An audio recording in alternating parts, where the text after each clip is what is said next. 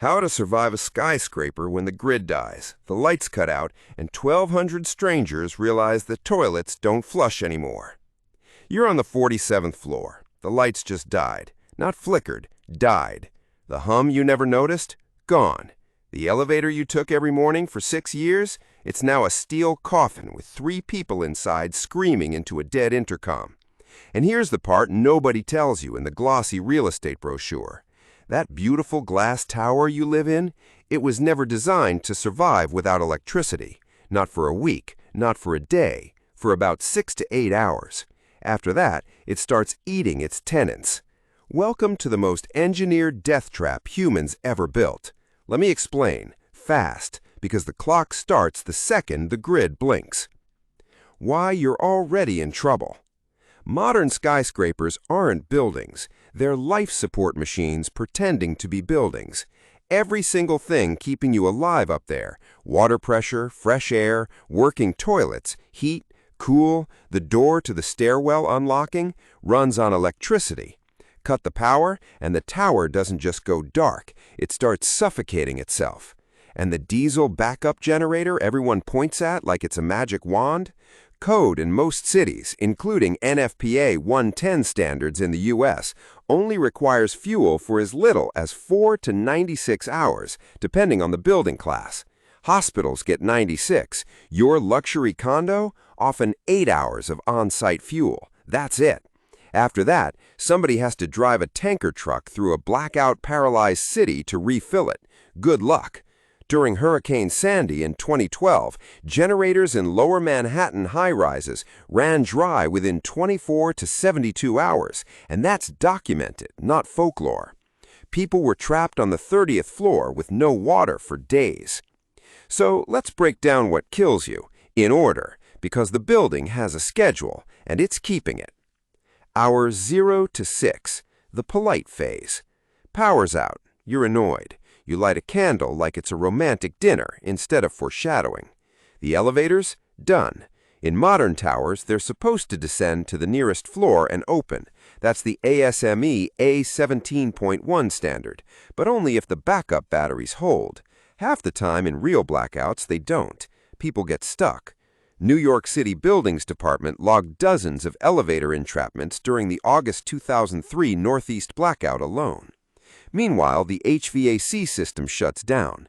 You don't feel it yet, but the air in a sealed glass tower doesn't move on its own. Those windows? In most modern sealed glass towers built after the 1970s, they don't open. That's not a design flaw. That's the design. Fixed glazing for energy efficiency. You are now in a 50-story Tupperware container. Hours 6 to 12. The water lies. Here's where the building shows its teeth.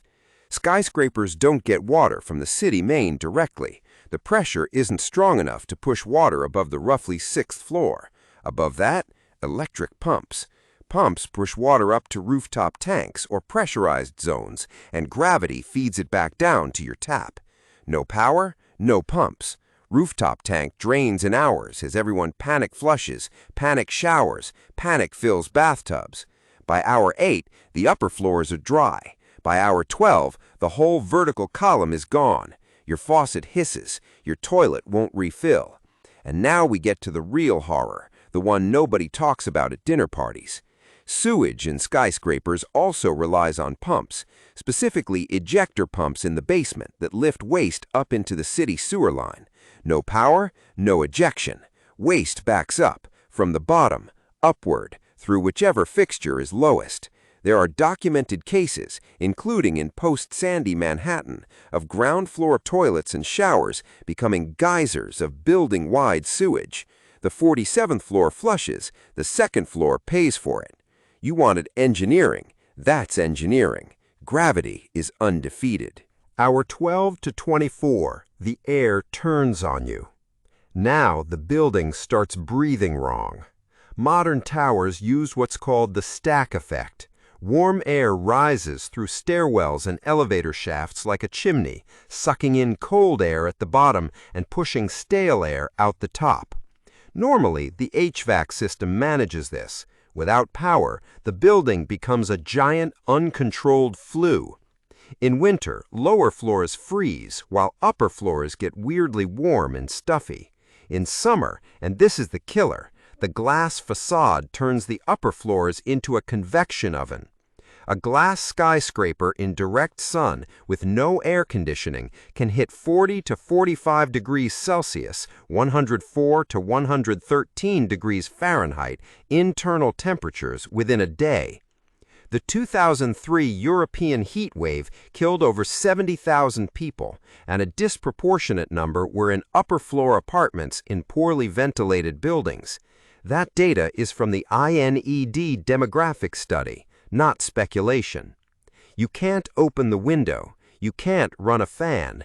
The stairwell is a 50-story chimney pulling hot, increasingly foul air past every door. Method 1 for not dying, get low. Lower floors are cooler, closer to water, closer to exits. Method 2, wet a shirt, wrap your head, breathe through cloth. Evaporative cooling is free physics. Use it. Hour 24 to 36, the stairwell problem. You decide to leave. Smart. Late, but smart. Here's what they don't tell you about evacuating a skyscraper in a blackout. The stairwell is pitch dark. Emergency lighting is battery-powered, and code requires a minimum of 90 minutes of operation per NFPA 101. 90 minutes. After that, black, total. The kind of dark where you can't see your hand and every step is a coin flip. And you're not alone in there. You're descending 47 floors with hundreds of other people, some carrying pets, some carrying children, some carrying nothing because they panicked. The stairwell capacity math is brutal. Studies after 9/11 by NIST found evacuation from upper floors of a fully occupied tower takes roughly 1 minute per floor under good conditions.